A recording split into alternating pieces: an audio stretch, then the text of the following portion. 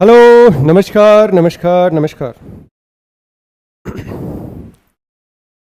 सभी का स्वागत। आज का सेशन दैट मीन्स आज जो है सेट नंबर होने वाला है कितना मेरे दोस्तों? सेट नंबर है 191, राइट? 191 नंबर। क्या आप तैयार हैं, रेडी हैं आप? चलिए शुरुआत करते हैं आज के सेशन का पहला क्वेश्चन से। आप लोग जुड़िएगा साथ में और आंसर भी मेरे साथ देते चलेंगे। देखिए विद्यार्थी जी क्या लिखा हो, एक कॉलेज विद्यार्थी अपनी पॉकेट मनी का 75% खर्च करता है। पॉकेट मनी में 20% की वृद्धि हो जाता है। जैसे सोचिए कि आपके पास टोटल पॉकेट मनी जो है, टोटल पॉकेट मनी आपको जो मिला,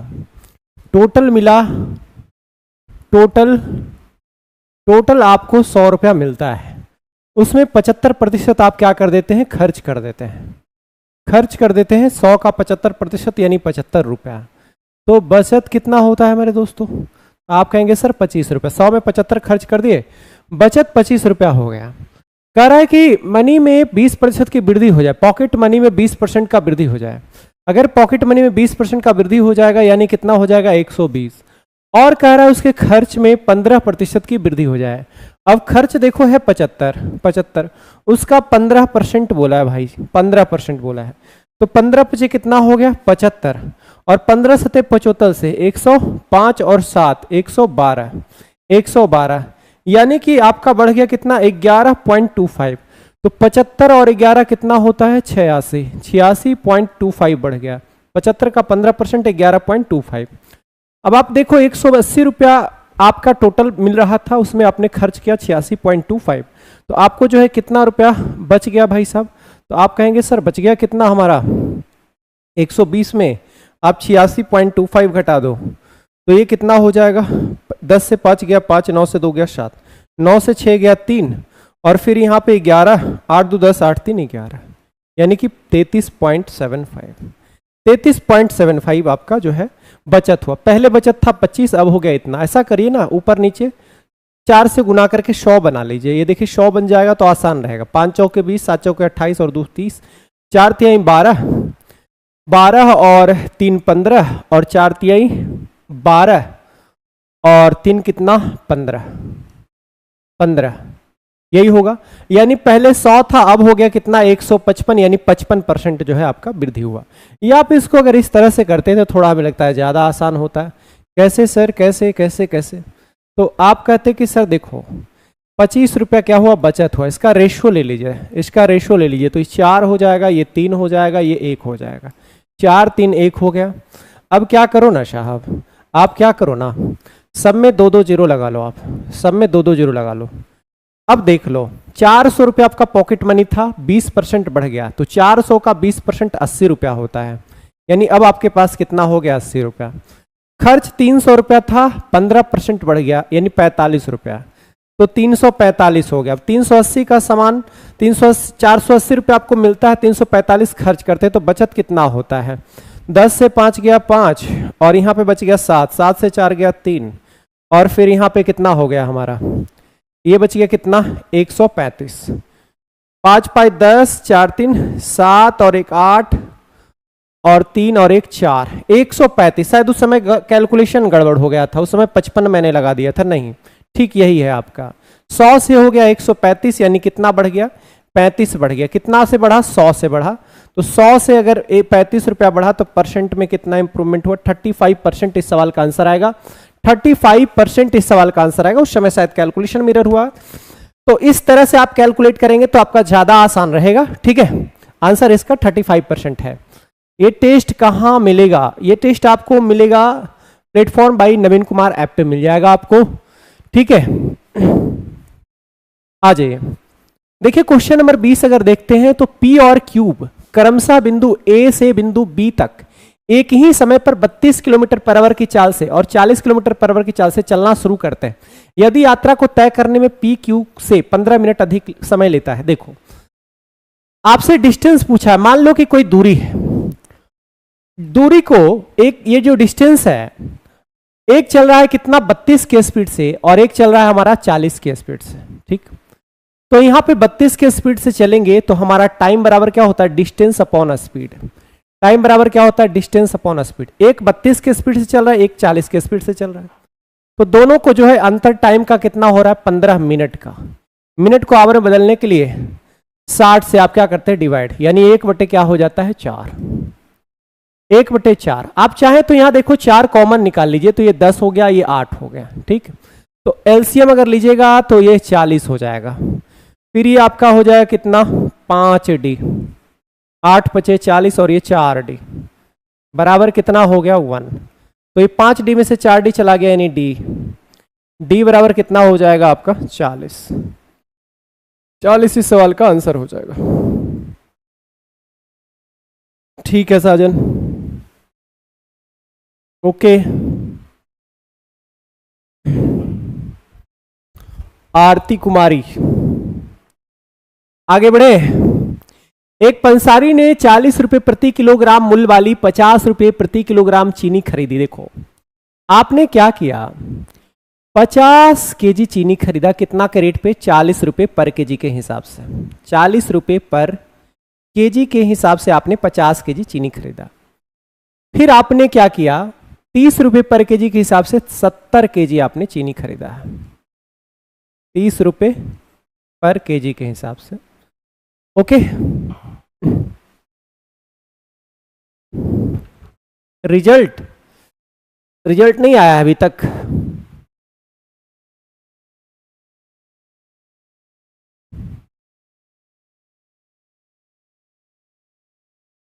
तुम अगर मुझको न चाहो तो कोई बात नहीं, बाकी बात तो समझ नहीं रहे हैं दोस्तों। अच्छा, शेरो शायरी चल रहा है यहाँ पे, चलो कोई बात नहीं। आपसे पूछा है कि 20% लाभ प्राप्त करने के लिए उसे मिश्रण को किस प्रति किलोग्राम किस मूल्य पर बेचना चाहिए। ऐसा करिए ना, आपने खरीदा है 40 के हिसाब से 50 केजी और आपने 70 केजी खरीदा है 30 के हिसाब से, तो ओवरऑल जो आपका रेट है वो आप निकाल लीजिए। वो कैसे निकलेगा, निकालने का तरीका, एवरेज निकालने का तरीका आप जानते हैं। आप सिंपल वे में ऐसे भी कर सकते हैं कि 40 × 5 यानी 200, टोटल यहाँ 200 रुपया खर्चा हुआ, और यहाँ अगर 7 केजी हमने लिया तो 30 के हिसाब से 210 रुपया खर्चा हुआ, तो टोटल हमारा खर्चा हो गया 400 कितना, 10 रुपया टोटल खर्चा हो गया। और उसमें हमने खरीदा कितना, 7 और 5 12 केजी खरीदा, तो 1 केजी का दाम कितना हो गया, टोटल खर्च 410 और बटे क्वांटिटी बराबर 1 केजी का दाम आता है, यानी इतना रुपया हम आपने खरीद लिया। चलो ठीक है, इतना रुपया हम आपने क्या किया, खरीद लिया। ठीक है, ओके। अब आप देखोगे इसको जो है आपको क्या करना है, बेच देना है 20% के लाभ पर, तो बेच दीजिए, बहुत आसान है। ये आपका सीपी निकल गया, एसपी आप निकाल रहे हैं, 20% के लाभ पर आप बेचना चाहते हैं, तो 120 और बटे 100 हो गया। 2 जीरो से देखो, 2 जीरो कट गया, 12 से 12 कट गया, यानी कि आपका आ गया कितना, 41 रुपए पर केजी। सिंपल। उस टाइम गुना गलत था, यस। प्रोसेस ठीक था, वो कहीं कैलकुलेशन में एरर हो गई होगी, चलो कोई बात नहीं, बाकी मैंने आपको बता ही दिया है दूसरा आसान तरीका करके। एक साइकिल सवार 10 किलोग्राम पर आवर की चाल से 15 किलोमीटर की यात्रा करता है और फिर 20 किलोमीटर पर आवर की चाल से 15 किलोमीटर की और यात्रा करता है। पूरी यात्रा में साइकिल सवार की औसत चाल क्या है, बताइए। औसत चाल बराबर होता है, औसत चाल बराबर क्या होता है, टोटल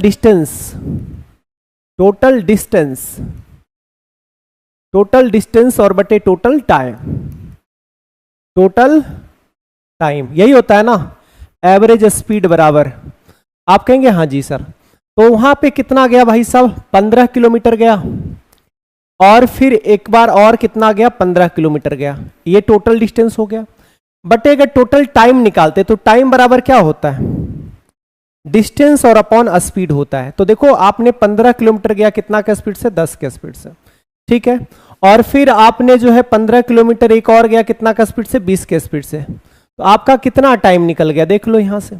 आप चाहोगे तो यहां से कॉमन कर सकते हो आप, 5×3 15, 5 कॉमन निकाल लिया, 5×3 15, 5×2 10, 5×3 15, 5×4 20, 2 और 4 का एलसीएम क्या होता है, 4 होता है, यहीं पे बना लीजिए, कोई दिक्कत नहीं।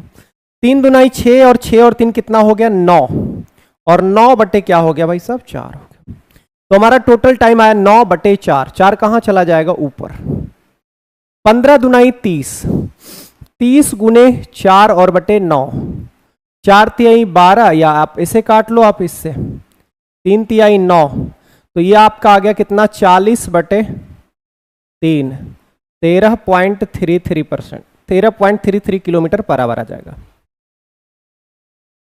ठीक है, 13.33 किलोमीटर पर आवर आएगा। ओके जी,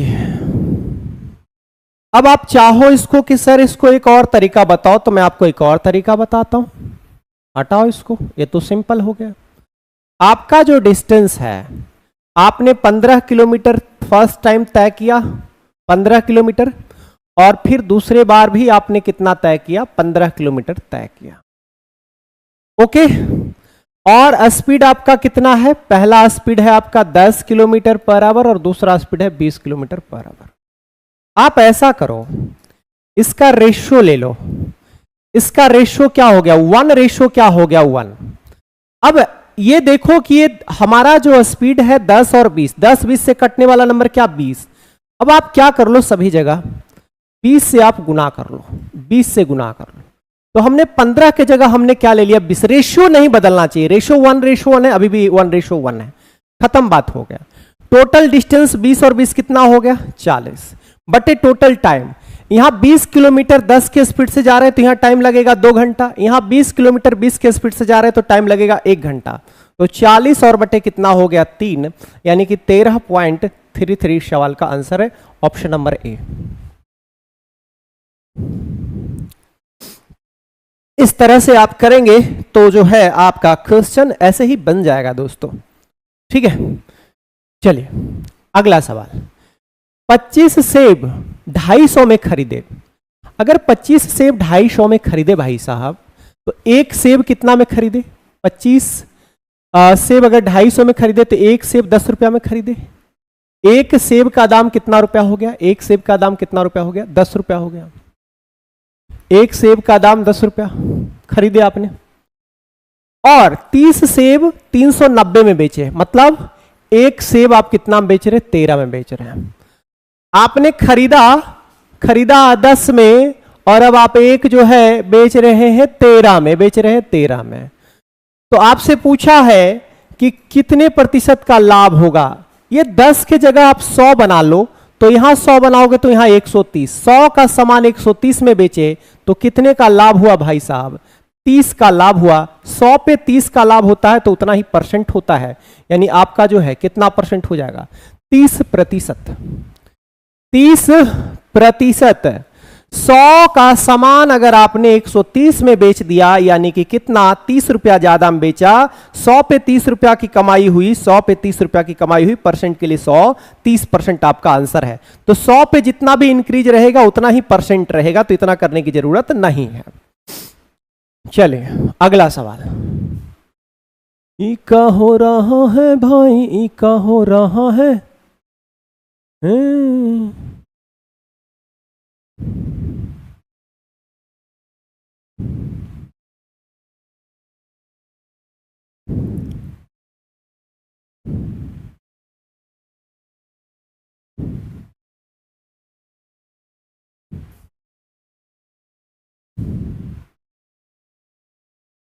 आया,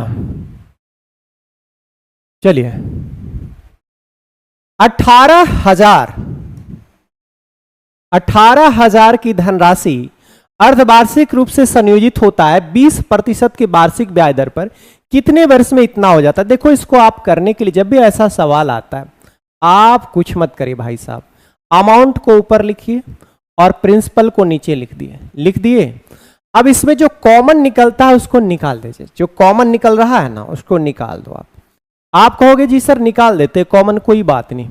कितना कॉमन निकल रहा है भाई साहब, देखो तो 8 1 9, ये आपका 9 से कट रहा है और 2 से, यानी ये तो 18 है, 9 से कट रहा है, ये देखिए तो 9 5 और 3 8 2 10 और 8 18, ऊपर वाला भी 9 से कट रहा है, यानी 18 से भी कट रहा है ऊपर वाला, और नीचे वाला भी भाई साहब। ठीक है ओके, तो आप कहेंगे हाँ जी सर कट रहा है तो क्या किया जाए, बोलिए।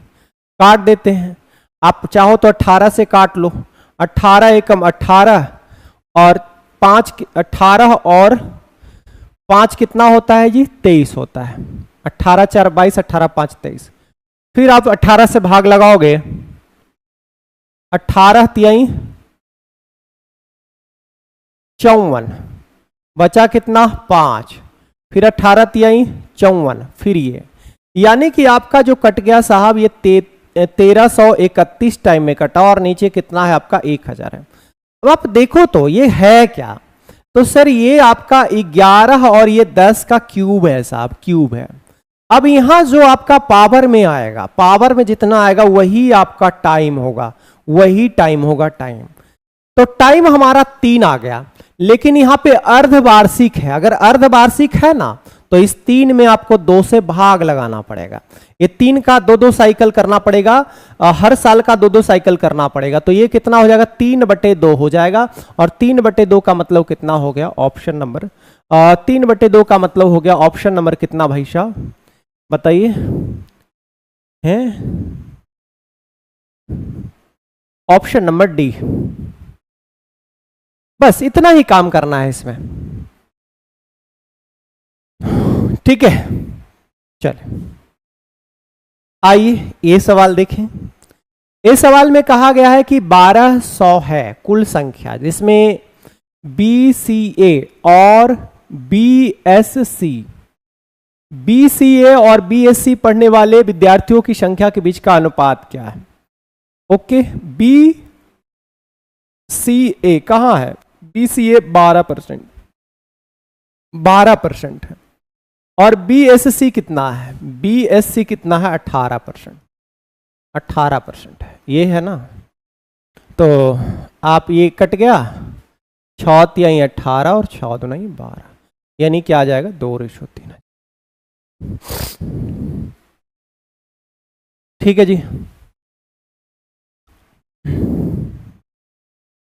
वह सबसे छोटी संख्या ज्ञात कीजिए जो 19, 36, 54 से भाग देने पर प्रत्येक स्थिति में 4 शेषफल बचता है। देखो ऐसे सवालों के लिए क्या करना आपको, 19, 36 और 54 से भाग देने पर प्रत्येक संख्या में शेषफल कितना बचे 4। प्रत्येक संख्या में 4 भाग लगाए तो 4 शेषफल बचे। तो आपको क्या करना होगा, इसका एलसीएम निकालना होगा और उसमें 4 आपको क्या करना होगा, ऐड करना होगा।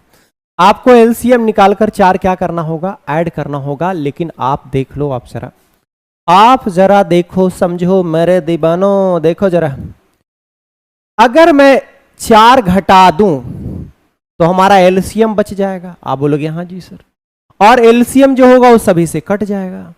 तो आपने कहा जी सर बहुत बढ़िया बात है। तो अगर मैं 4 घटा दूं साहब तो ये 1850 आएगा, और 1850 सभी से कटना चाहिए।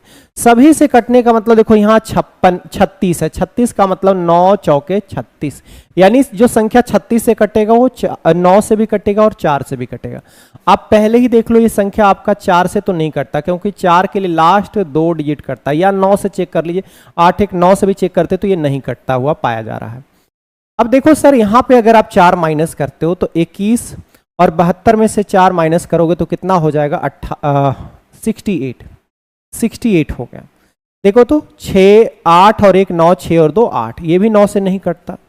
यहाँ पे अगर आप 4 माइनस करते हो, 4 माइनस करते हो तो ये कितना आएगा 2052। अब 5 2 7 2 9, ये तो कट रहा है साहब, इसको भी एक बार जरा चेक कर लो। तो आप कहोगे सर 1921 आ गया, 9 कट गया, 2 1 3 1 4, ये नहीं कटता। तो एक ही ऑप्शन रह गया आपका, एक ही ऑप्शन रह गया भाई साहब जो इस सवाल के आंसर हो जाएंगे, और वो ऑप्शन हो गया क्या, बी हो गया।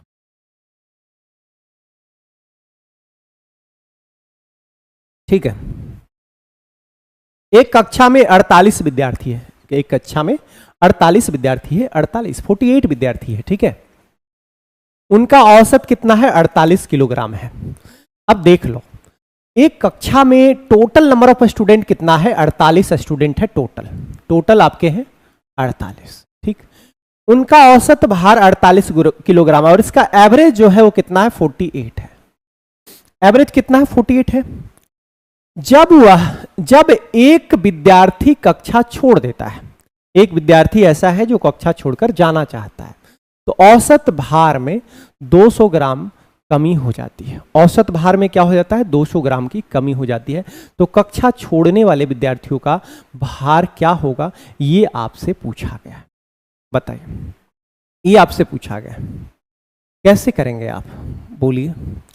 तो एक तरह से आप ये देख सकते हैं कि भाई टोटल आपके पास 48 है, 48 का औसत कितना है, 48 है, ठीक है।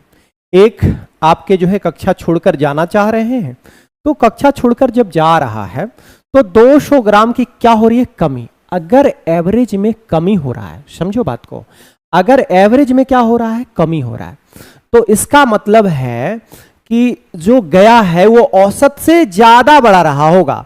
देखो 48 औसत है, अगर इस 48 से वजन की बात हो रहा है ना, अगर वो 48 केजी से कम का होता और चला जाता ग्रुप छोड़कर, तो हमारा औसत बढ़ जाता। लेकिन हमारा औसत जो है वो क्या हो गया है, हमारा औसत क्या हो गया, कम गया। 200 ग्राम किसी के जाने से कम गया। इसका मतलब कि जो गया होगा वो 48 से यानी औसत से ज्यादा वजन का रहा होगा। तो आप कहेंगे 48 प्लस कितना कम गया सर, 200 ग्राम कम गया, 200 ग्राम। तो देखो, तो 48 लोग हैं, 48 लोग, और 200 ग्राम कम गया, तो ये कितना हो जाएगा, 48 दुनाई क्या हो गया, 9600 ग्राम, 9600 ग्राम, है ना। और ग्राम को अगर केजी में कन्वर्ट करते हैं तो 1000 से, यानी ये क्या हो गया, 9.6 केजी, इतना। तो इतना जो है वो आपका क्या हो जाएगा, प्लस हो जाएगा। तो 48 और 9 कितना हो जाएगा, 57, ठीक है। यानी कि ऑप्शन आपका कितना आ जाएगा, लगभग में डी आएगा।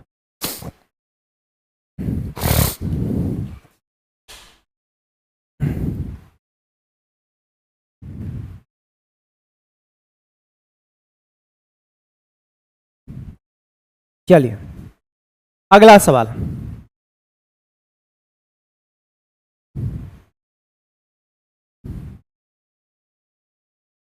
अब ये देख लो, एक सिंपल सा सिंप्लीफिकेशन है। 7 तिहाई 21, 21 और 2 कितना हो गया, 23, 23 बटे कितना हो गया जी, 7, प्लस 11 तिहाई 33, 33 और 2 कितना हो गया, 35, 35 बटे 11, 7 तिहाई 21, 21 और 1 कितना, 22, 22 बटे 7, और 4 तिहाई 12 और 1 13। इसका मतलब है सर 13 बटे 3।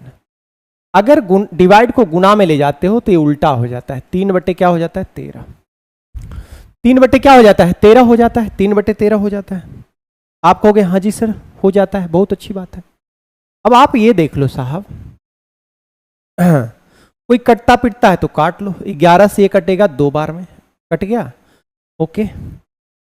और 11 तिहाई 33, 2 35, 7 से कट गए कितने बार में साहब, 5 बार में, 5 बार में कट गया।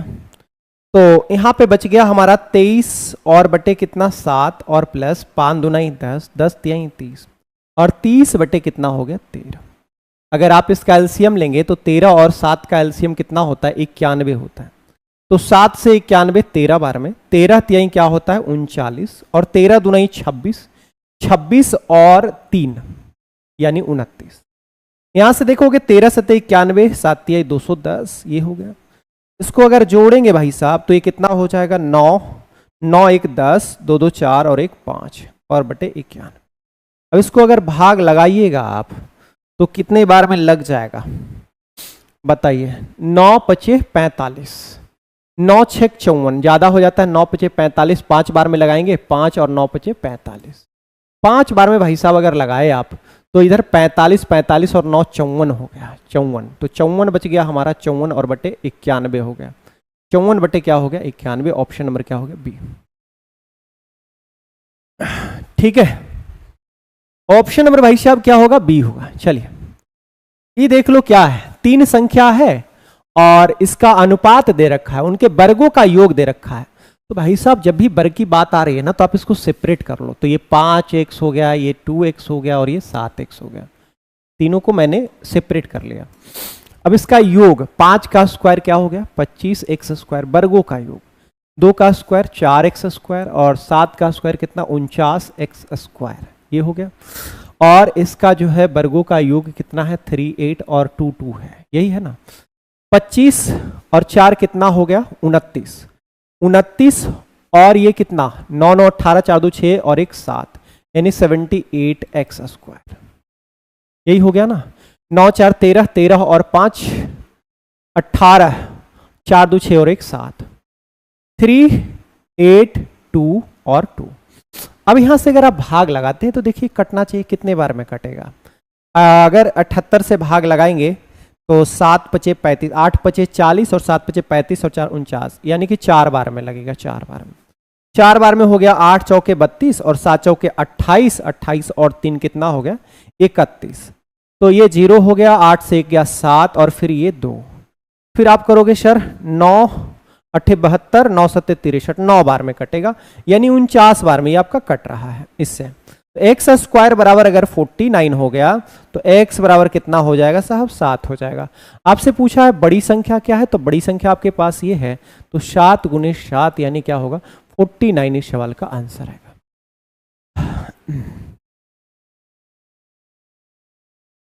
ठीक है, आइए अगला प्रश्न लगाते हैं। 2a और 5a का चतुर्थानुपात क्या है? आपको पता है ये प्रथम, ये द्वितीय और यहां प्रपोर्शन का साइन लगाते हैं, ये तृतीय हो जाएगा और चतुर्था पूछा गया है। नजदीक को नजदीक से गुना करते हैं, दूर वाले को दूर से गुना करते हैं। तो मेरे दोस्तों आपसे जो है यहां पे 2x बराबर कितना हो जाएगा 5a²। 2x बराबर 5a क्या हो गया स्क्वायर, तो x बराबर क्या हो जाएगा 5a² बटे 2 हो जाएगा। ऑप्शन नंबर क्या हो गया बी हो गया। ऑप्शन नंबर बी मेरे दोस्तों। आइए आओ जी क्वेश्चन बनाओ जी।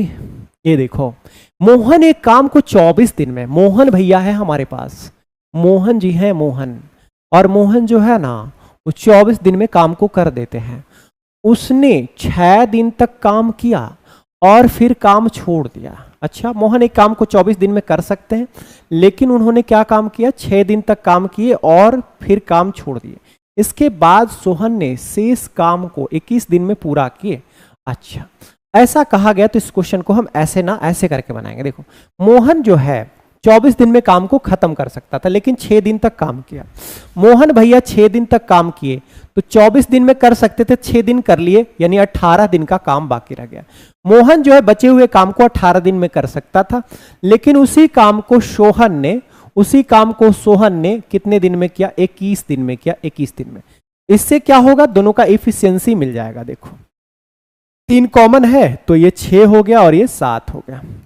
तो मोहन और सोहन का जो रेशियो आ गया एफिशिएंसी काम करने की क्षमता 7:6 हो गया।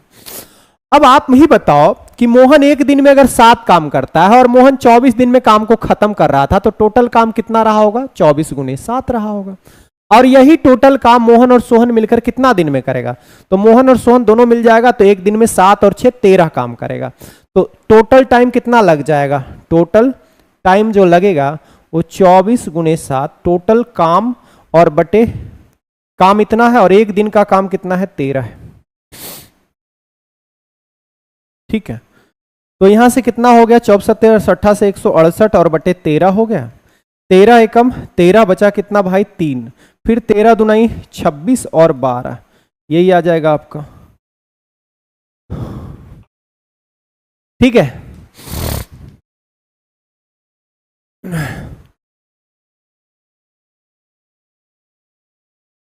आइए अगला सवाल बनाइए। एक किले में 160 आदमियों के लिए 94 दिन का भोजन था। अच्छा, 94 दिन का भोजन था उसमें। ठीक है, हुआ क्या 10 दिनों के बाद 20 लोग किले छोड़कर चले जाते हैं। कितने दिन बाद 10 दिन बाद। तो 10 दिन तक तो खाना खा लिया, यानी 94 दिन का भोजन था, 10 दिन भोजन कर लिया, तो अब जो है 84 दिन का ही भोजन बचा है भाई। 160 आदमी के लिए अब बचा है कितने दिन का भोजन 84 दिन का भोजन। अब हुआ क्या, जब 84 दिन का भोजन बचा हुआ था तो 20 लोग किले छोड़कर चले गए। अब समान उपभोग दर से भोजन कितने समय में चलेगा। अब देखो 20 आदमी जो है घट गया, तो अब जो है 140 आदमी है। 160 आदमी इस खानों को 84 दिन में खा सकता है, तो 140 आदमी इसी खाना को कितने दिन तक में खाएगा, यही सवाल में आपसे है। ठीक है, कर दीजिए सोल्व। यहां से 0 कट गया, 14 छक 84, 16 छक 96, यानी कि डी बराबर कितना हो गया 96। ऑप्शन नंबर क्या हो गया, सी हो गया। ठीक है, आइए इसका लघुत्तम ज्ञात करना है, एलसीएम ज्ञात करना है भाई साहब, एलसीएम ज्ञात करना है। ओके, क्या करेंगे हम, एक तो सर मैं अगर ऑप्शन से देखूं तो सर ये जो है हमारा 4 से 2 से तो कट ही रहा है, 4 से भी कट रहा है, 4 3 7, ये भी 4 से भी कट रहा है, तो 4 से कटने वाला ये तो है, ये नहीं है हमारा, तो एक ऑप्शन हमारा हट गया। अच्छा, उसके बाद देखो और क्या कर सकते हो साहब, क्या ये हमारा 8 चौके 32, 8 से भी कटता है, 7 चौके 28, हाँ 8 से भी कटता है, इसका मतलब 8 से भी हमारा कटना चाहिए। तो 8 से देखोगे तो 8 8 64, 64 और बचा कितना 2, 20, ये नहीं कटता, तो 2 ऑप्शन आपका हट गया, 2 ऑप्शन आपका हट गया साहब। अब उसके बाद देख लो ये 23 का तो मल्टीपल है भाई साहब, क्या 9 का भी मल्टीपल है क्या, 8 8 10, 8 8 16, 2 18, 18 1 19, नहीं, ये 7 6 13, 13 और 2 कितना होता है 15, नहीं, तो 23 का मल्टीपल आपको चेक करना पड़ेगा, 23 का, क्या ये 23 से कटता है, बताइए तो, 23 से कटता है भाई साहब।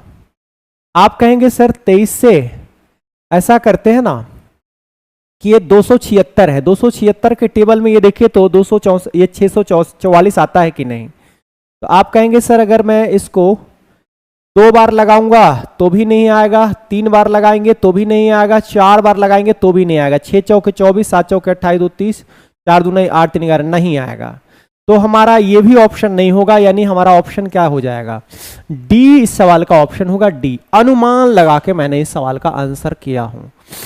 देखो आप लोग भी इस सवाल को कर सकते हो, सर हमारे पास है ये कितना 64 40 नहीं देखना है, 64, अच्छा 64 40 है ना, आप ऐसा करो 15 छक 90, 15 सत्ते 75 से, ऐसा तो गड़बड़ हो सकता है, और क्या लगा सकते हो दिमाग यहाँ पे, एक तो आप यही कर सकते हो कि सर ये 230 है, इससे तो ये कट गया, तो आप जो है इसमें 23 से भाग लगा के चेक कर लो, 23 से भाग लगा के चेक कर लो, 23 तिहाई क्या होता है जी 69 होता है, तो 3 बार में नहीं लगेगा, 2 बार में लगेगा, 23 दूनाई 46 हो गया, 46 और 8 और ये कितना हो गया आपका 18 और ये 4, फिर आप करोगे 8 बार में तो 8 तिहाई 24, 8 दूनाई 16, 2 18, 23 से तो ये कट जाता है, 23 से ये कटता है भाई साहब, 23 से कटता है, इससे अच्छा तो हम एलसीएम ही ले लेते इतना देर में, क्या बोलते हो, 23 से ये कटता है, अब ये 23 से कटता है कि नहीं कटता है ये चेक करना पड़ेगा, और अगर मान लो ये भी कट गया तो फिर मामला गड़बड़ हो जाएगा, फिर आगे चेक करना पड़ेगा, ठीक है। 8 पचे 40, 8 पचे 40, 12 पर 60 64, यही होगा आंसर आपका, देखो ना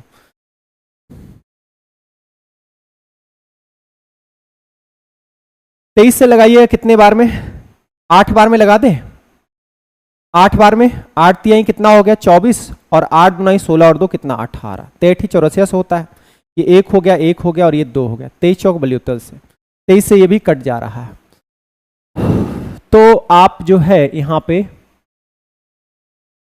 इसका तो ये इससे कट रहा है, अब इससे ये देख लो, इससे अच्छा जो है इसको ऑप्शन से हमको छांटने में बहुत दिक्कत हो रहा है, इसको जो है हम बेसिक से ही कर लेते हैं, समझे, बेसिक से ही कर ले, 1288 है, 230 है, तो कभी कभी ऐसा डाटा दे देता है कि परेशान कर देता है। 19,320 आ रहा है आपका आंसर। देखो अगर मैं इसको तोड़ूंगा तो ये हमारा हो जाएगा 23 गुने कितना हो जाएगा भाई साहब 10 हो जाएगा, 23 गुने 10। इसको अगर तोड़िएगा तो ये देखोगे 4 से सर 4 से 6 चौके 24, 24 और 3 27 और फिर 9 चौके 36, यही होगा। 9 चौके 36, 6 चौके 24, 3 27। ओके, और ये आपका हो गया 23 तिहाई 69, 23 तिहाई 69। इसको तोड़ दिया हमने तो ये हमारा हो गया 23 और गुने कितना 3, 23 गुने 3। अच्छा, एक बात यहां से आपको और है, एक चीज हमने यहां मिस कर गया कि ये संख्या देखो 3 से कट रहा है, 3 से कट रहा है, देख लो 7 2 9, 9 और 6 15, 3 से कट रहा है। अब 3 से जब कट रहा है भाई साहब तो ये 6 4 10, 10 4 14, ये 3 से नहीं कट रहा और ये 3 से कट रहा है, तो ऑप्शन नंबर डी। एक चीज मैं मिस कर गया था यहां पे, इसमें एक क्लू है, एक क्लू है इसमें। नहीं, सीधी बात है, इतना 8 से कटता है तो आंसर भी 8 से कटेगा और सिर्फ ऑप्शन डी ही 8 से कटेगा। डी ही 8 से कट रहा है, 8 से ए नहीं कट रहा है, ये भी तो 8 से कट रहा है। यहां पे आपका एक क्लू है, यहां पे आप देखो एक क्लू यहां पे है कि ये 3 से कट रहा है, 3 से, और 3 से कटने वाला संख्या आपका क्या है, डी है। हमने ये इसको छाट रखा, इसको छाट दिया था, इसको हमने छाट दिया था, बाकी हमारे पास ए और डी का ही था, ए और डी का, और ए और डी हमारा यहां पे 3 से छट जाएगा, 3 से। 8 से नहीं छटेगा भाई साहब, क्योंकि 8 से ये संख्या कट जाती है, ए, समझे, 8 से जो है ये आपका कट जाता है। चलिए कोई बात नहीं, हम 3 नहीं देख पा रहे थे तो हमको लगा कहानी उतना करना पड़ेगा, बट आसान था। यदि 3 कारों द्वारा एक निश्चित दूरी तय करने में लगने वाले समय का अनुपात इतना है, समय का अनुपात इतना है, यानी टाइम का रेशियो दे रखा है 2 3 और क्या है 5 है। इन कारों की चालों का अनुपात क्या है, आपको पता है कि समय के रेशियो का उल्टा होता है स्पीड का रेशियो। उल्टा करने के लिए क्या करिए ना, रेसिप्रोकल लगा लीजिए, उल्टा करने के लिए ब्लॉकिंग रूल लगा लीजिए। इसको ब्लॉक करिए, 5 तिहाई क्या हो गया 15, इसको ब्लॉक करिए 5 दूनाई 10, इसको ब्लॉक करिए 3 दूनाई 6, हो गया 15 10 और क्या 6।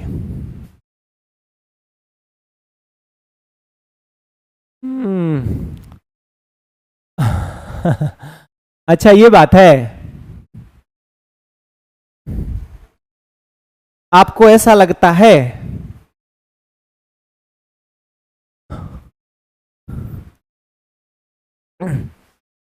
मतलब कि अभी आपको इतना अच्छा डिस्कशन दे रहे हैं, एक सवाल मैंने करा रहा था ये, और मैंने यहां 3 नहीं देखा तो आप हमसे बेहतर हो गए हैं कुछ भी। और पहली बात तो आपका जवाब भी गलत था, तुरंत में आलतू फालतू कमेंट नहीं क्या करिए। एक चोर 500 मीटर की दूरी पर एक पुलिसकर्मी को देखता है, ठीक है, चोर 60 किलो, भाई साहब दोनों का डायरेक्शन सेम ही होगा, चोर का जो स्पीड है वो 60 है और पुलिस का जो स्पीड है वो ज्यादा रहेगा, ये 60 और ये कितना हो जाएगा 70 हो जाएगा। अब रिलेटिव स्पीड यहां करेंगे, डायरेक्शन सेम होगा तो घट जाएगा, तो ये आ जाएगा आपका 10 किलोमीटर पर आवर हो जाएगा। तो यहां भाग लगा दीजिए 10 किलोमीटर पर आवर से। अब बस ध्यान दीजिए कि ये अगर आपका डिस्टेंस मीटर में है तो इसको मीटर पर सेकंड में रखिए, तो मीटर पर सेकंड में रखने के लिए 5/18 से आप गुना करेंगे, 18 ऊपर चला जाएगा, यहां से ये कट जाएगा भाई साहब, तो ये कितना हो गया हमारा 180। 180 का मतलब कितना मिनट हो जाएगा आपका 3 मिनट। 180 जो है वो आपका सेकंड में आएगा और 180 सेकंड का मतलब हो गया 3 मिनट। 8 से कट रहा है लेकिन 3 से नहीं कटेगा गुरुजी, क्या बात करते हैं आप भी, कुछ भी कहेंगे तो कैसे चलेगा, बताइए दोस्तों बताइए। मैंने कहा 8 का रूल जानते हैं, 8 का रूल आपको पता है ना सर, 8 के लिए लास्ट 3 डिजिट कटता है, देखो ये कटता है कि नहीं कटता है, बोलो कटता है, आप कहोगे हाँ ये कटता है, बट ये 8 से नहीं कटता, ये 8 से नहीं कटता, तो हमने ये दोनों ऑप्शन को हटा लिया। अब हमारे पास ये दोनों ऑप्शन में देख लो जरा, आपको डिजिट सम आता है ना करने, ये 3 कट गया, ये 9 कट गया, 2 और 1 कितना हो गया 3 कट गया 3 से, ये 3 से नहीं कटेगा, 6 4 10 और 4 कितना होता है डिजिट सम इसका 14 होता है, हैं?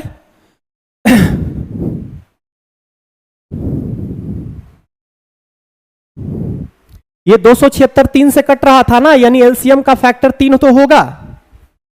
क्या जी आप भी ऐसे ही मजाक करते हैं, मत करिए ऐसा। पूरे एफर्ट को एक दो सवाल से मत मापा करिए। दिन भर मेरा यही काम है, 8 से कट रहा है लेकिन 3 से नहीं कटेगा। एक बार देख लेते, मैं तो दोबारा भी बताया।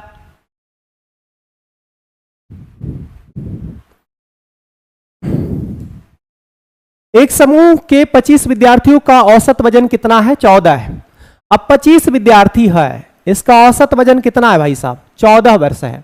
जब शिक्षक की आयु को इसमें शामिल कर लिया गया, एक शिक्षक को शामिल कर लिया गया, अब टोटल कितना हो गया? 26 हो गया। 26 हो गया तो औसत में 1.5 की वृद्धि हो गई। अभी 14 था, अभी हो गया 15 पॉइंट क्या हो गया? 5 हो गया। ठीक है, तो आपसे बोला है शिक्षक की आयु क्या होगा, तो आप देख लो भाई साहब। यहाँ पे 15 पॉइंट क्या है? 4। मान लो कि सभी को 15.4 रुपया देना है और आपने यहाँ पे कितना दिया है? 14 दिया है। 14 दिया है तो आपने भाई साहब कम दिया ना, कम दिया तो आपको यहाँ प्रॉफिट होगा। कितने का जी? कितने का? तो 1.5 का। अब 1.5 एक पे ऐसे ऐसे कितने लोग हैं? 25 लोग हैं। तो 25 और गुने 1 पॉइंट क्या कर दीजिए? 5 बटे यहाँ जितना होगा उतना से भाग लगाइएगा। एक से भाग लगाइए, कोई फर्क नहीं पड़ेगा। तो ये 15 पॉइंट क्या हो गया? 5 और 15 पचे 75 और 15 दूना 30 और 7 37, ये हो गया। इसको जोड़िएगा तो कितना हो गया? 0 7 5 12 और 1 13 3 1 4 और 1 कितना हो गया? 5, यानी कि 53 इस सवाल का आंसर हो जाएगा 53।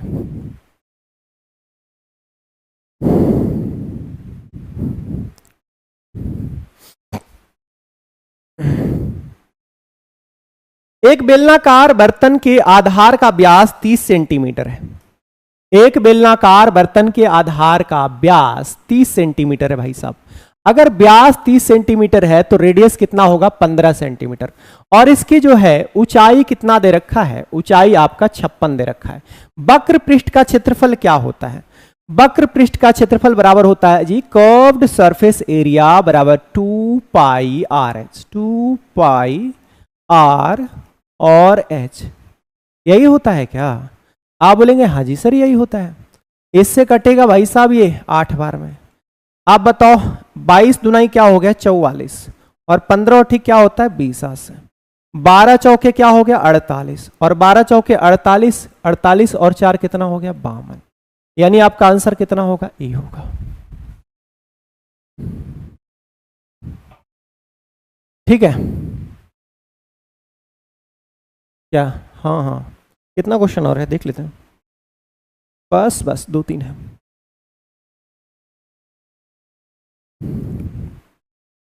दो संख्याओं का अनुपात 7:11 है, उनका एलसीएम जो दे रखा है वो 462 है। भाई साहब देखो एलसीएम 462 है, यहाँ का एलसीएम कितना हो जाएगा? 11 और 7 का एलसीएम कितना हो जाएगा? 77। एलसीएम को एलसीएम से भाग लगा दीजिए, दोनों संख्याओं के बीच का अंतर निकालना है तो 7 4 11 अंतर निकालना है, 4 से आप गुना कर लीजिए। आप यहां से करेंगे सर ये 6 बार में कटेगा, 6 चौके क्या हो जाएगा? 24। इस सवाल का आंसर हो जाएगा 24। 24 इज द राइट आंसर। एक त्रिभुज की भुजाएं 5 12 और 13 है। एक त्रिभुज की भुजाएं 5 12 13, 5 12 13 एक ट्रिपलेट होता है यानी राइट एंगल ट्रायंगल है। 5 12 और क्या भाई साहब? 13। ठीक है, अब कह रहा है कि तीनों भुजाओं के मध्य बिंदु को जोड़ने पर, तीनों भुजा के मध्य बिंदु को जोड़ने पर जो ट्रायंगल बनता है, इस ट्रायंगल का एरिया क्या होगा? तो देखो इसमें जो है 1 2 3 और 4 ट्रायंगल जो है, 4 ट्रायंगल आपके बराबर हिस्से में बढ़ जाते हैं। अब इस बड़े वाले ट्रायंगल का एरिया निकाल लीजिए। एरिया बड़े वाले ट्रायंगल का एरिया तो 1/2 गुने आधार और गुने क्या? ऊंचाई, यानी कितना हो गया साहब? 6 5 30 हो गया। 30 6 5 क्या हो गया? 30 हो गया जी 30। और 30 को जो है 4 हिस्से में बांट दीजिए तो 30/4 यानी कितना हो गया? 7.5। 7.5 इस सवाल का आंसर हो जाए। मेरे देश की धरती सोना उगले उगले हीरे मोती। 9 दूना 18, 18 और 7 कितना हो गया? 25। 25/9। 2 दूनाई 4 और 1 5। 5 बटे क्या है? 2 है। और यहां पे देखो 5 बटे, यहां पे कितना है भाई साहब? 3 बटे क्या है? 5। 3/5 यही है। और इसको सोल्व करेंगे 3 एकम 3 और 2 कितना? 5/3 ये पावर 5 और गुने 3/5, ये हो गया, ये खत्म हो गया। 25 को लिख सकते हैं 5 का स्क्वायर, 9 को लिख सकते हैं 3 का स्क्वायर। तो ये हो गया भाई सब हमारा, और पहले से ये कितना 3/2 है, इससे ये कट गया। तो आप देख रहे हो एक्चुअल में 5/3 के पावर 3 ही है, और ये भी 5/3 के पावर 3 ही है, यानी दोनों के दोनों क्या है, बराबर है।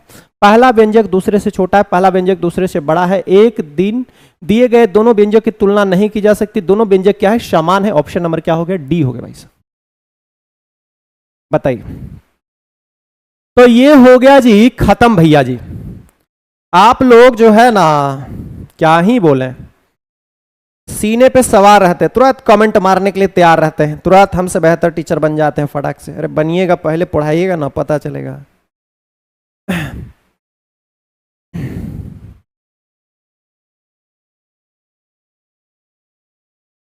और आज टीचर को समझिए, समझे, सुबह से लेकर रात तक 12 बजे रात तक ये काम करना होता है। आपके सामने 1 घंटे आते हैं, दिन भर यही काम चलता है। होता है मन थका रहता है, कभी कभी वो चीज़ें नहीं सोच पाते हैं। ऐसा नहीं होता कि एकदम सेट रट के आना है, यहाँ करना है। कभी कभी कुछ यहाँ भी सोचना होता है, और वो प्रॉपर अगर नहीं वो चीज़ें क्लिक होती है तो उसमें कभी देरी भी हो जाता है। और ये सब चीज़ें अगर आप मैथ्स जानते होंगे तो ये सब चीज़ें समझते होंगे, और नहीं जानते होंगे तो आप नहीं समझते होंगे, समझे। हम आपको सारे क्वेश्चन मैंने इतने बेहतरीन तरीके से बताए, सारे क्वेश्चन का मैंने शॉर्टकट मैंने बताया, लॉन्ग में आपको सवाल नहीं, शॉर्टकट में बताया। कोई कोई क्वेश्चन का मैंने 2-2 तरीके बताए स्टार्टिंग में, अगर आप देखे होंगे तो शुरू से लेक्चर को देखिए और इसको एंजॉय करिए। कहीं गलती होता है बताइए, यहाँ सर यहाँ गलती हो गया है। नमस्ते, नमस्कार, कैसे हैं आप लोग? अच्छे होंगे, शानदार होंगे, जानदार होंगे आप लोग। और लीजिए, साइंस की दुनिया में हम आप लेकर चलते हैं आप लोगों को। साइंस का आप लोगों को दम चुटकियों में क्वेश्चन कैसे सोल्व करना है, सारी चीजों को बताते हुए आगे बढ़ेंगे हम। चलो यार, किधर गया pen? Pen, where is my pen? चलो, यहाँ पहला क्वेश्चन देखिए आपके स्क्रीन पर पड़ चुका है। अरे बाप रे बाप, ये संरक्षित बल दिया हुआ है, असंरक्षित बल। पहली बातों को समझ लीजिएगा। देखिए क्या होती है संरक्षित बल और असंरक्षित बल। तो पहले तो ये दोनों को कैंसिल कर दीजिए। यहाँ पर ये दोनों को कैंसिल, व्युत्क्रम वर्ग नियम बल। तो कहिएगा कि व्युत्क्रम वर्ग नियम बल ये हमारा होती है जैसे कि गुरुत्वाकर्षण बल हो गया, विद्युत बल हो गया, उसके लिए, क्योंकि वो दूरी के वर्ग का व्युत्क्रमानुपाती होती है। अब ये दोनों में बताइएगा, एक होती है संरक्षी बल होती है, कंजर्वेटिव फोर्स, कंजर्वेटिव फोर्स होती है। तो कह दीजिएगा ये यानी कि इस बल द्वारा किया गया काम पूरे एक चक्कर में शून्य होता है। पहली बात समझिएगा, इस बल द्वारा किया गया काम हम लिख दे रहे हैं, इस बल द्वारा किया गया कार्य पूरे एक चक्कर में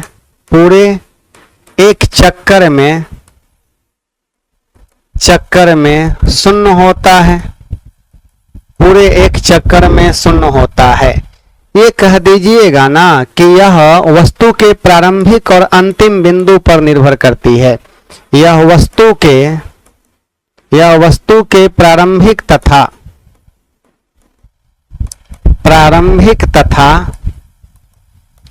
तथा अंतिम बिंदु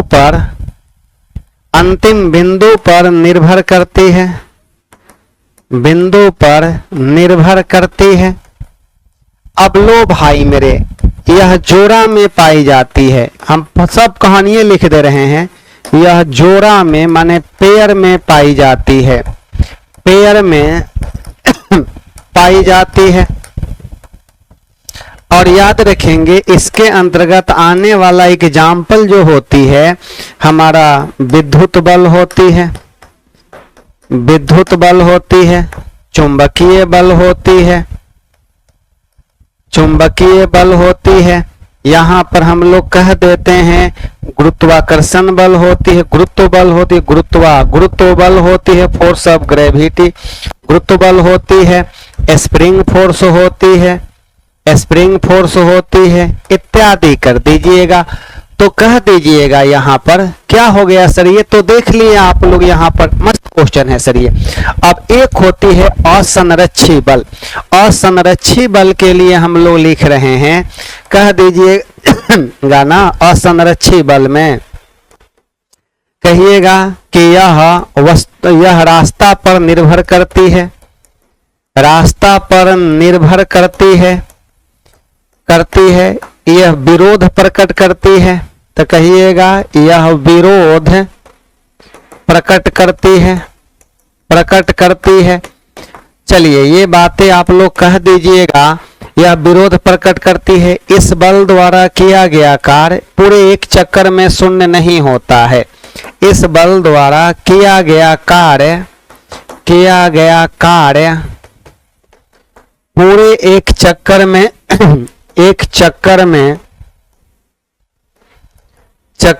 शून्य नहीं होता है। अब बताइए इसके अंतर्गत आता है हमारा घर्षण बल आता है। घर्षण बल हो गया, श्यान बल हो गया, विस्कोस फोर्स हो गया। चलो यार ये सब एग्जाम्पल हो गया। क्या कोई दिक्कत है आपको? नहीं ना। ये बातें याद रखिएगा। बिहार यहां से रगड़ कर क्वेश्चन पूछता है, किसी कण को बिंदु ए से बिंदु बी तक ले जाने में बल द्वारा किया गया कार्य पथ पर निर्भर न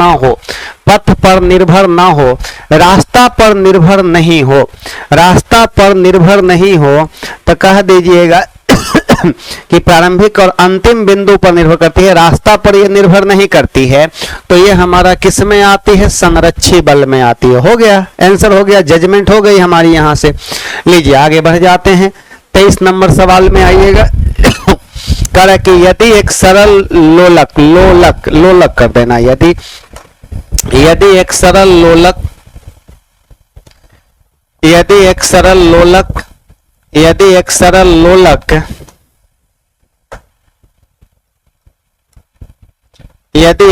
लोलक मुक्त रूप से, यदि एक सरल लोलक जो होती है मुक्त रूप से गुरुत्वाकर्षण बल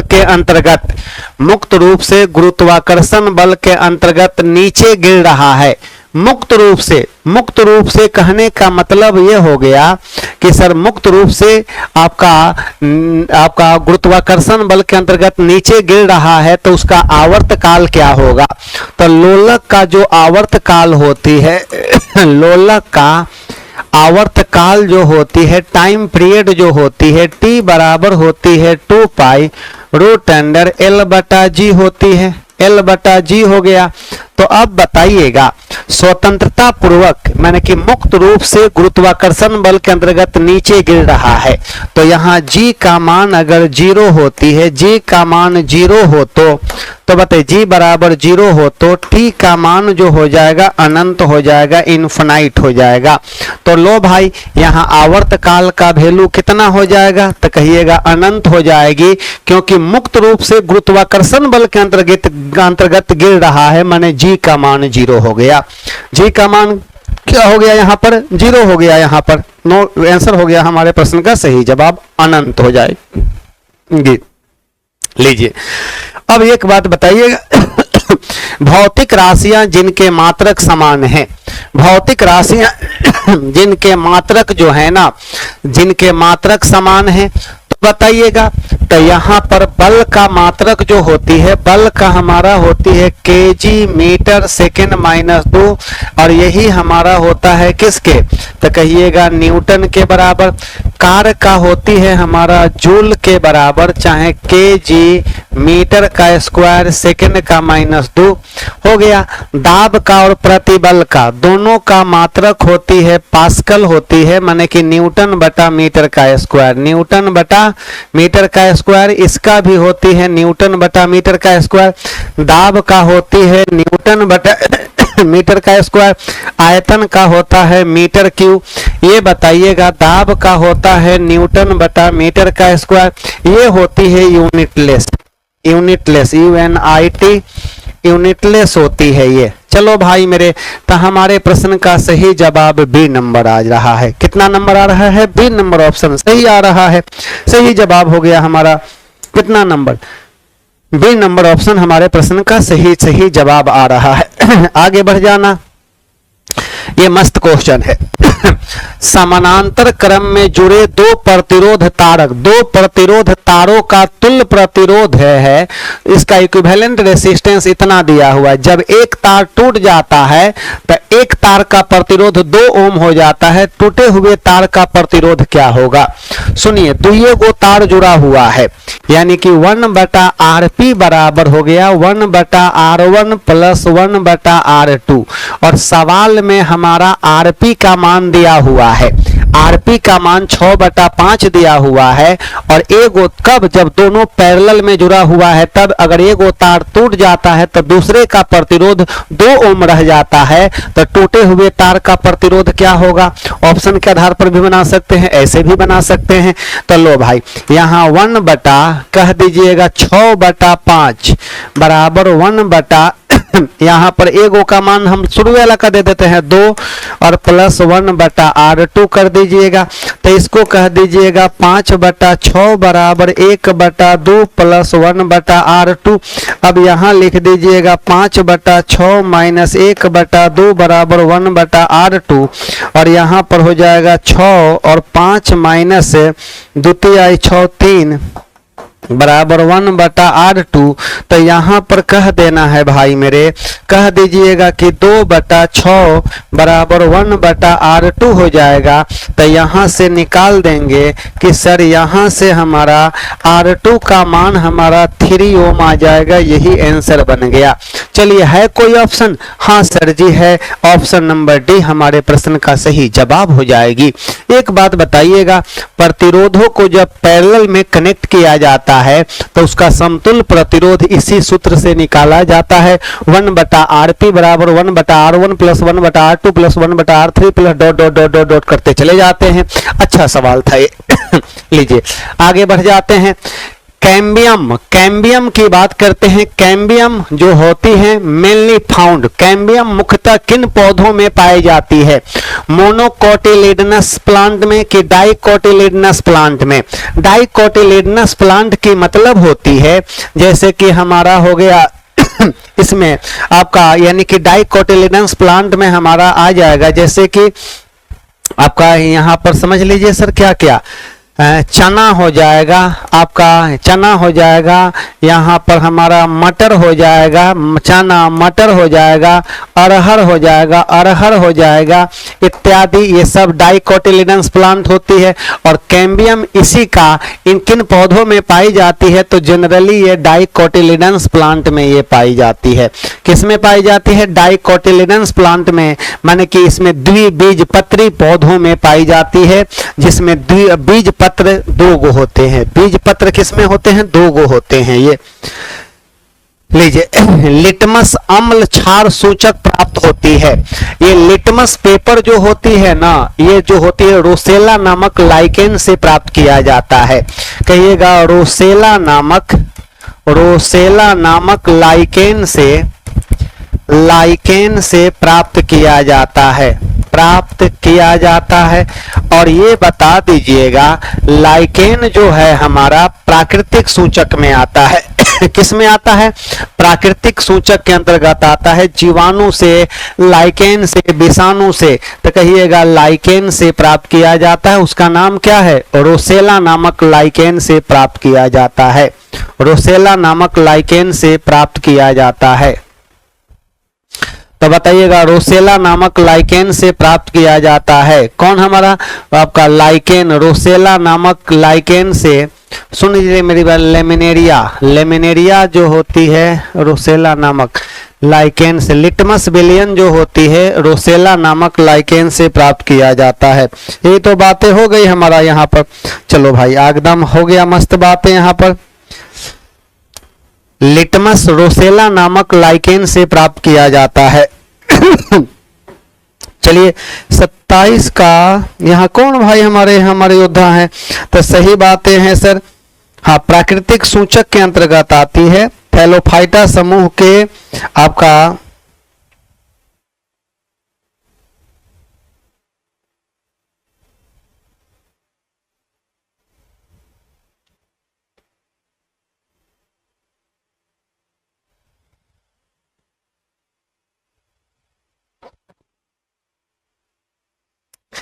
लिटमस विलयन रोसेला नामक लाइकेन से प्राप्त किया जाता है।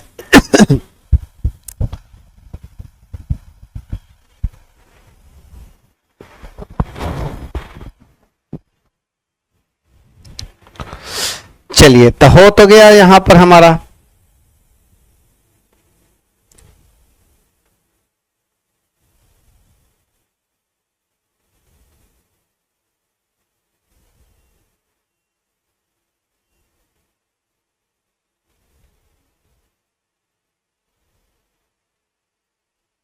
थैलोफाइटा वर्ग का होता है, थैलोफाइटा वर्ग का हो गया रोसेला, थैलोफाइटा, थैलोफाइटा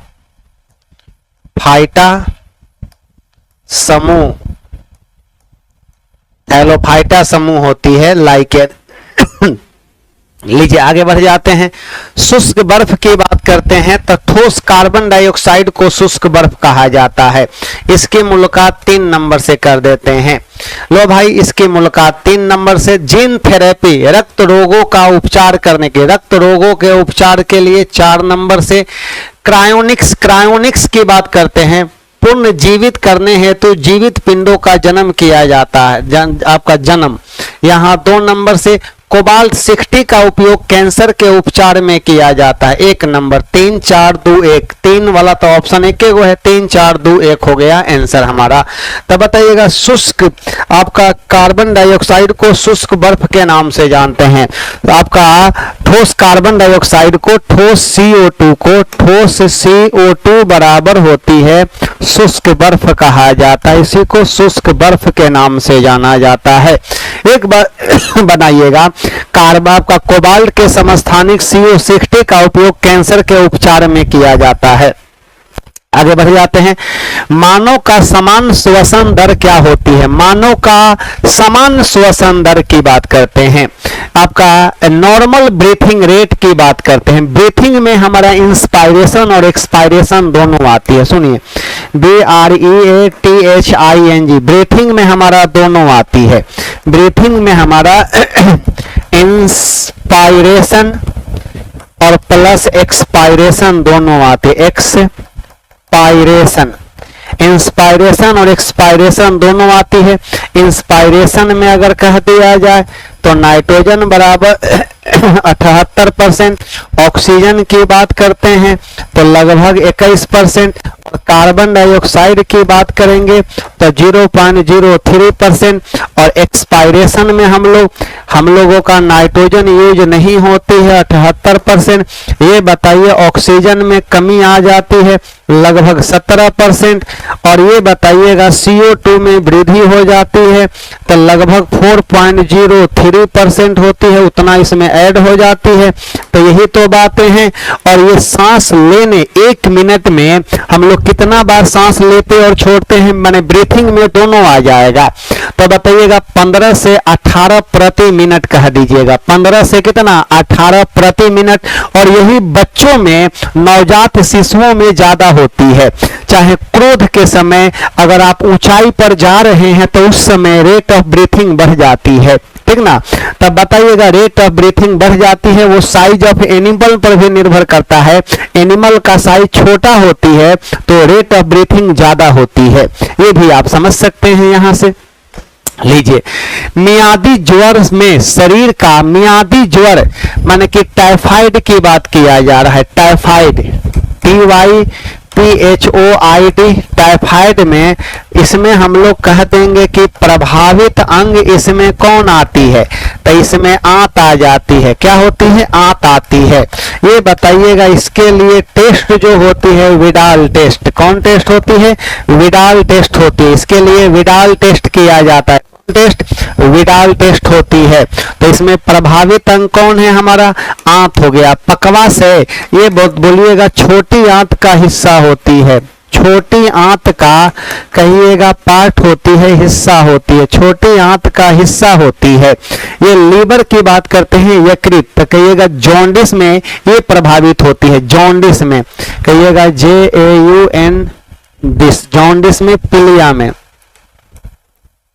जॉन्डिस में ये प्रभावित होती है। एक बात बताइए, लंग्स में हमारा जनरली टीबी में, हमारा टीबी माने कि फेफड़ा, टीबी ट्यूबरकुलोसिस, टीबी में जनरली लंग्स प्रभावित होती है, और टाइफाइड जिसको मियादी बुखार कहा जाता है या इसी को हम लोग कह देते हैं टाइफाइड कहते हैं, इसमें प्रभावित अंग हमारा क्या है, आंत होती है। ये लीजिए आगे बढ़ जाइएगा। HIV किसे पूर्ण रूप से नष्ट कर देता है? HIV जो होती है एड्स का वायरस होती है, ये कह दीजिएगा एड्स का ये हमारा वायरस होती है, और ये जो होती है लिम्फोसाइट को क्षतिग्रस्त कर देती है। ये कह दीजिएगा ये लिम्फोसाइट को, एगो बी लिम्फोसाइट और एगो टी लिम्फोसाइट होती है। लिम्फोसाइट LYMPHO लिम्फोसाइट को क्षतिग्रस्त कर देती है, क्षतिग्रस्त कर देती है और हमारे शरीर में एंटीबॉडी का निर्माण करता है। यह एंटीबॉडी का निर्माण करता है। किसका निर्माण करता है? एंटीबॉडी का निर्माण करता है। ये एंटीबॉडी का निर्माण करता है। लिम्फोसाइट भी हमारा दो तरह का होता है। लिम्फोसाइट भी कौ तरह का? तो कहिएगा बी लिम्फोसाइट, और एगो होता है हमारा टी लिम्फोसाइट होती है। तो बताइएगा यह एंटीबॉडी का निर्माण करता है। जब यही क्षतिग्रस्त हो जाएगा तो एंटीबॉडी का निर्माण होगा, तो कहिएगा कि डिफेंस मैकेनिज्म के लिए है। कलेजा और पाचन ग्रंथि गलत है। प्रोटीन का उत्पादक गलत हो गया। एंजाइम का स्राव गलत हो गया। सी नंबर ऑप्शन सही हो गया। कितना नंबर? सी नंबर ऑप्शन हमारे प्रश्न का सही जवाब, लाजवाब आंसर। लो भाई आगे बढ़ जाते हैं हम लोग। ये रहा आप लोगों का अच्छा क्वेश्चन। कीटोन में क्या रहता है? सुनो मेरी बात। कीटोन में हम लोग लगाते हैं ONE लगाते हैं। ONE लगा रहेगा। ये बताइएगा अल्कोहल में, हम सब पूरे कहानियां लिख दे रहे हैं। अल्कोहल में OL लगता है। अल्डिहाइड में हमारा क्या लगता है? AL लगता है। चलो कार्बोक्सिलिक एसिड में हमारा ओइक एसिड लगती है। कौन एसिड? ओइक एसिड लगती है। चलो भाई मेरे यहां पर अगर कह दिया जाए कि सर ये तो हो गया हमारा, अब यहाँ पर अल्डिहाइड में, कार्बोक्सिलिक एसिड में, एल्कीन में हमारा क्या लगती है? तो एल्कीन में हमारा ENE लगती है। ENE लगती है। एल्काइन में हमारा क्या लगती है? तो कहिएगा YNE लगती है। इसमें डबल बॉन्ड होती है, इसमें ट्रिपल बॉन्ड होती है। एल्केन में हमारा क्या रहती है? तो इसमें ANE लगती है, इसमें सिंगल बॉन्ड होता है। लो यहाँ पर हो गया। यहाँ पर तो लो यार यहाँ क्या होने वाली है? कीटोन में ONE लगता है बी नंबर से। एल्कीन में हमारा ENE लगता है सी से। अल्डिहाइड में AL लगता है, एक नंबर हो गया। कार्बोक्सिलिक एसिड में हमारा D लगेगा। मिलाओ यहाँ से, अब मिलान करना है आपको यहाँ से।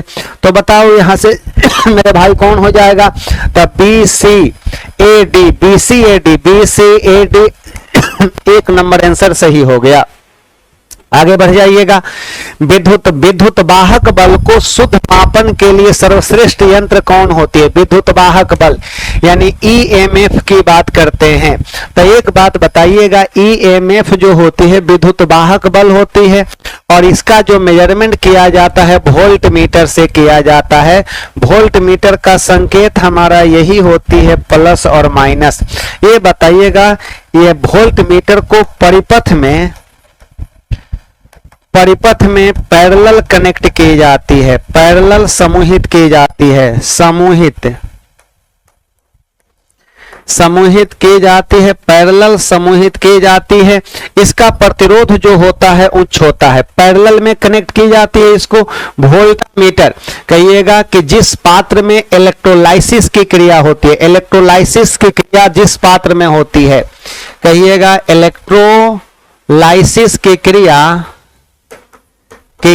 जिस पात्र में होती है, जिस पात्र में होती है, यही तो है हमारा विचेस्टॉन्स ब्रिज जो होती है। अज्ञात प्रतिरोध ज्ञात किया जाता है। अज्ञात प्रतिरोध ज्ञात करने के लिए, अज्ञात प्रतिरोध ज्ञात करने के लिए इसका यूज किया जाता है। पोटेंशियोमीटर, कहिएगा कि सही जवाब हमारा एक नंबर आंसर आ जाएगा। आ गया ना एक नंबर? हाँ एक नंबर हो गया। लीजिए भाई, मस्त क्वेश्चन, जबरदस्त क्वेश्चन है। कह रहा कि किसी रेडियो धर्मी तत्व का औसत आयु काल, माने कि टी की बात करते हैं, टी बराबर होती है 1/लैम्डा होती है। औसत आयु काल का व्युत्क्रम क्या होती है? तो इसका उल्टा पूछ रहा है, टी का उल्टा पूछ रहा है। तो हम पूछेंगे कि टी का उल्टा बराबर व्हाट? तो एक बात बताइएगा, जब दोनों एक दूसरे का उल्टा है तो यहां से हम लोग कह देंगे कि टी का उल्टा क्या होती है? तो 1/t, सुनिए मेरी बात, 1/t बराबर क्या बोलिएगा? लैम्डा कह दीजिएगा। तो यहां से हम लोग कह देंगे लैम्डा गुने टी गुने लैम्डा बराबर 1 हो जाएगा। टी गुने लैम्डा बराबर 1, तो टी का उल्टा बराबर क्या हो जाता है? लैम्डा होती है। तो विघटित नियतांक होती है, लैम्डा बराबर होती है विघटित नियतांक होती है। अच्छा क्वेश्चन है। डिसइंटीग्रेशन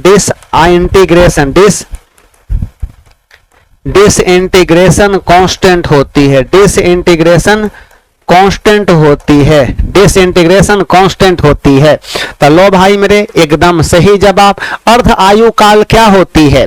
तो यहां के लिए कह दीजिएगा अर्ध आयु काल जो होती है 0.693 डिवाइडेड बाई लैम्डा, यानी कि 0.693 divided by lambda is equal to half life होती है, हाफ लाइफ पीरियड होती है, हाफ लाइफ पीरियड होती है। चलिए बी नंबर ऑप्शन हमारे प्रश्न का सही जवाब हो जाएगा। आगे बढ़ जाते हैं। निम्नलिखित में कौन सा हैलोजन में हमारा कौन कौन आता है? Fluorine, chlorine, bromine, iodine. कौन सा हैलोजन ऑक्साइड नहीं बनाता है? तो ऑक्साइड का निर्माण कौन नहीं करेगा? तो ये फ्लोरीन ऑक्साइड का निर्माण नहीं करता है। कौन करता है? तो फ्लोरीन जो है हमारा ऑक्साइड का निर्माण ये नहीं करता है। कौन नहीं करेगा? तो फ्लोरीन जो होती है ऑक्साइड का निर्माण ये हमारा नहीं करेगा। क्या नाम है इसका? फ्लोरीन कहते हैं इसको। तो फ्लोरीन जो होती है ऑक्साइड का निर्माण नहीं करती है, फ्लोरीन ऑक्साइड का निर्माण नहीं करती है, फ्लोरीन ऑक्साइड का निर्माण नहीं करती है। चलिए तो हो तो गया सर, यहां पर यही ना हमारा हैलोजन में आती है, समूह 7वां को ही कहा जाता है हैलोजन कहते हैं। और इसी के अंतर्गत हमारा फ्लोरीन, क्लोरीन, ब्रोमीन, आयोडीन होती है। यही तो बातें हैं आपका, ठीक ना? हाँ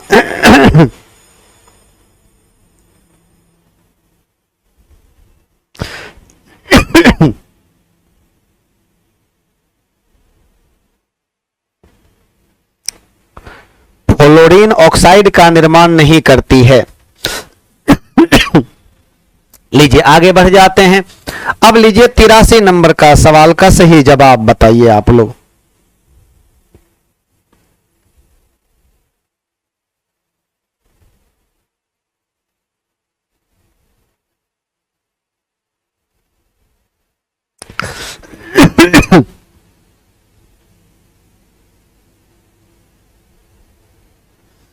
बता दो भाई मेरे, इसका आंसर कौन हो जाएगा?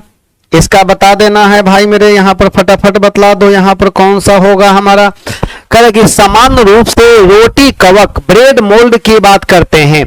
आप लोग रोटी रखते हैं तो रोटी पर देखिएगा तो रोटी कवक ब्रेड मोल्ड, तो देखिए रोटी पर देखिएगा भूरा भूरा रंग का आपका आ जाता है, जो नहीं खाते हम लोग जैसे कि रोटी आज रख दीजिए और उसके बाद 2 दिन के बाद किसी नमी वाले जगह पर रख दीजिएगा, ऐसा नहीं कि ऐसा जगह पर सूखी जाए, तो उस पर देखिएगा भूरे भूरे रंग का, या संतरा उंतरा रख दीजिएगा छील कर तो उस पर भी भूरे भूरे रंग का आ जाता है, उसी को तो कहते हैं मोल्ड कहा जाता है। और ये हमारा राइजोपस होती है। क्या होती है? पेनिसिलियम की बात करते हैं। पेनिसिलियम जो होती है ये कवक है, हमारा कवक है, जिसका निर्माण जिसका उपयोग आपका पेनिसिलिन के निर्माण में किया जाता है। क्या चीज? पेनिसिलिन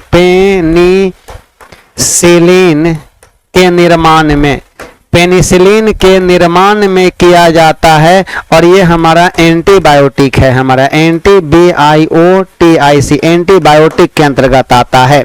एगेरिकस नहीं तो हमारा राइजोपस हो जाएगी। क्या होगी? राइजोपस हो जाएगी सही जवाब इसका।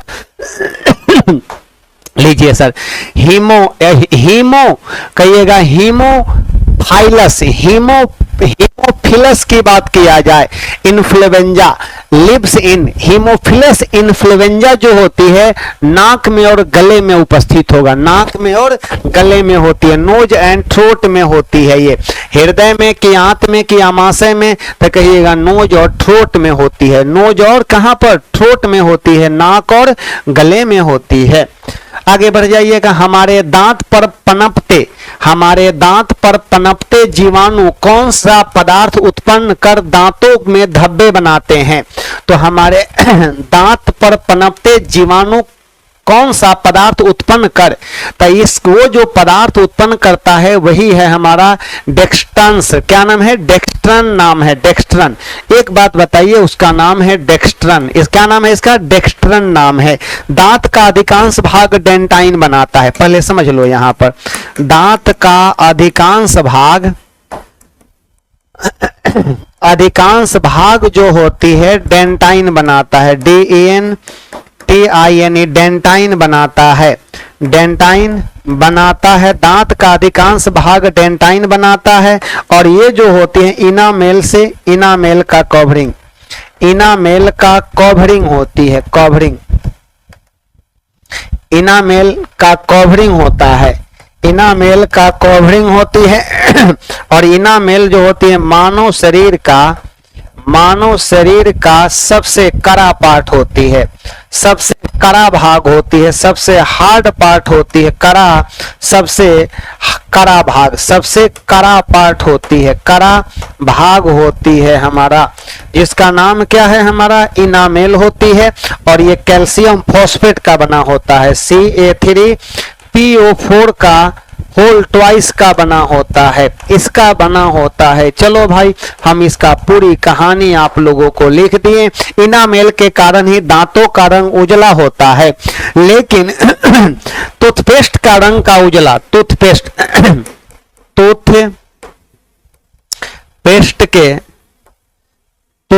के रंग का उजला, टूथपेस्ट का रंग उजला, टूथपेस्ट का रंग उजला होता है। टूथपेस्ट का रंग जो होती है व्हाइट जो होती है, नाम है उसका टाइटेनियम ऑक्साइड, कहिएगा TiO2 होती है, टाइटेनियम ऑक्साइड के वजह से होती है।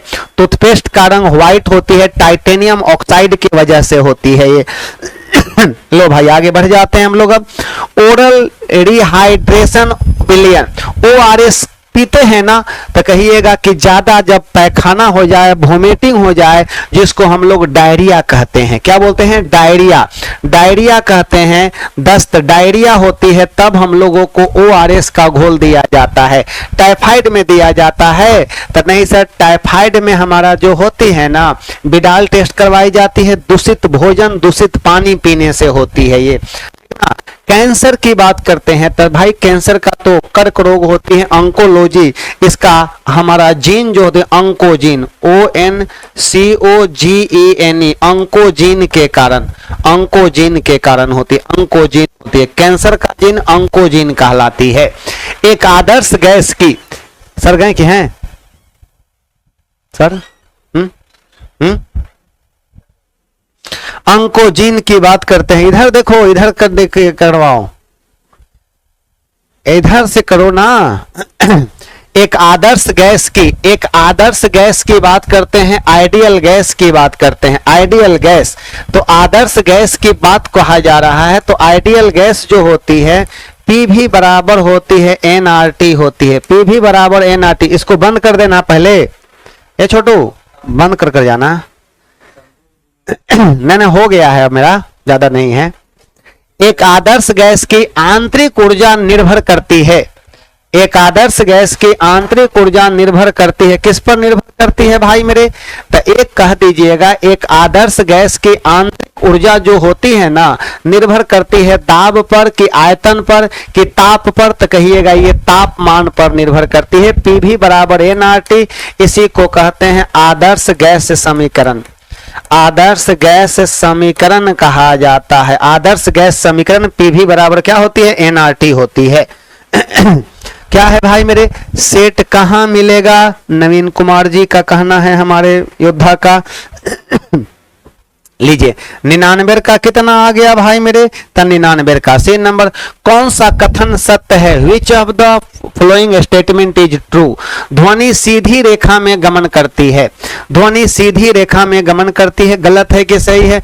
ऊर्जा का क्षय, ध्वनि ऊर्जा का एक रूप है, sound is a form of energy. यहां हम लिख रहे हैं कि sound is a form of energy, form of energy होती है, sound is a form of energy. और ये बताइएगा ऊर्जा संरक्षण सिद्धांत के अनुसार, ये बात आप जानते हैं, ऊर्जा संरक्षण सिद्धांत के अनुसार ऊर्जा ना तो उत्पन्न की जा सकती है और ना ही नष्ट। तब बताइए ऊर्जा क्षय होता है, गलत हो गया, गलत हो गया दोनों। ऊर्जा संरक्षण सिद्धांत के अनुसार ऊर्जा ना तो उत्पन्न की जा सकती है, ऊर्जा ना तो उत्पन्न की जा सकती है और ना ही नष्ट और ना ही नष्ट। यह सिर्फ एक रूप से दूसरे रूप में रूपांतरित होती है। ऊर्जा हर एक जगह एक समान नहीं होता है। तो चलो भाई यहां पर हमारा ये कथन हमारा क्या है, सही हो जाएगा। 100 का कितना नंबर आ रहा है, 1 नंबर ऑप्शन सही हो रहा है। लीजिए K2Cr2O7 का अम्लीय माध्यम में रंग कैसा होता है, ये बताइएगा। K2Cr2O7 का अम्लीय माध्यम में रंग आपसे पूछ रहा है कि कैसा रंग होती है। तो बताइए भाई मेरे, K2Cr2O7 का अम्लीय माध्यम, K2Cr2O7 का अम्लीय माध्यम तथा क्षारीय माध्यम में रंग कैसा होता है, बता दो यार, यहां से बता देना, यहां से फटाफट बता दो यहां से आप लोग। तो K2Cr2O7 का अम्लीय माध्यम में बताइए नारंगी रंग होती है। कैसा रंग होती है, नारंगी होती है। अम्लीय माध्यम में नारंगी होती है। और बताइएगा, और क्षारीय माध्यम में कैसा होता है, पीला रंग होती है। इसका नाम है पोटेशियम डाइक्रोमेट। पोटेशियम डाइक्रोमेट कहा जाता है, CHROMATE, डाइक्रोमेट कहा जाता है। पोटेशियम डाइक्रोमेट की बात करते हैं। और अम्लीय माध्यम में कैसा होता है, नारंगी। और ये होता है हमारा क्षारीय माध्यम में, क्षारीय माध्यम में होती है। लीजिए धवन सोडा का सूत्र क्या होता है, what is the chemical formula of washing soda. तो ये हमारा ये होती है, इसी का नाम है हमारा sodium carbonate decahydrate, DECAHYDRATE, sodium carbonate decahydrate कहते हैं। डेका का मतलब होती है 10 वाटर मॉलिक्यूल, डेका बराबर होता है 10 होती है, पेंटा बराबर होती है 5 होती है, हेप्टा बराबर हमारा क्या होती है 7 होती है। और बताइए जितना वाटर मॉलिक्यूल रहेगा उतना हाइड्रेट कह दीजिएगा, समझ गए ना। हाँ लो भाई क्या है, बोलिए ना सर जी। हाँ ये बताइएगा, इसको कह दिएगा sodium sulphate decahydrate, sodium sulphate decahydrate. ये रहा हमारे प्रश्न का सही जवाब। आगे बढ़ जाओ भाई। ग्रेफाइट में कार्बन के परमाणु एक दूसरे से निम्न बंध, कार्बन के परमाणु कह रहा है, कार्बन के परमाणु एक दूसरे से निम्न बंध में से किससे जुड़ा होता है। कार्बन के परमाणु जो होते हैं कोवैलेंट बॉन्ड द्वारा जुड़े होते हैं। और बताइएगा एगो इलेक्ट्रॉन इसमें फ्री रहता है, एक इलेक्ट्रॉन, लेकिन कार्बन के परमाणु एक दूसरे से किस बंधन द्वारा जुड़ा रहता है, तो कह देंगे कि यहां पर हमारा कोवैलेंट बॉन्ड द्वारा जुड़ा रहता है। कौन बंधन, कोवैलेंट बॉन्ड द्वारा जुड़ा हुआ रहता है। ये कोवैलेंट बॉन्ड हमारा सही हो जाएगा, जवाब इसका सही जवाब हो जाएगा, कोवैलेंट बॉन्ड हो जाएगी। ठीक है, चलिए आगे बढ़ जाते हैं। 115 का कितना नंबर आ रहा है, सी नंबर ऑप्शन हमारा सही हो जाएगा, 115 का सी नंबर। ठीक है, हाँ। अगले नंबर पर आते हैं, क्या है हमारा, निम्नलिखित में कौन सा इनपुट डिवाइस है जिसका उपयोग कागजी दस्तावेजों विशेष रूप से चेक्स की वैधता या मौलिकता को स्थापित करने के लिए किया जाता है। तो उसका नाम है मैग्नेटिक इंक कैरेक्टर आपका एक्सीगेशन माने कि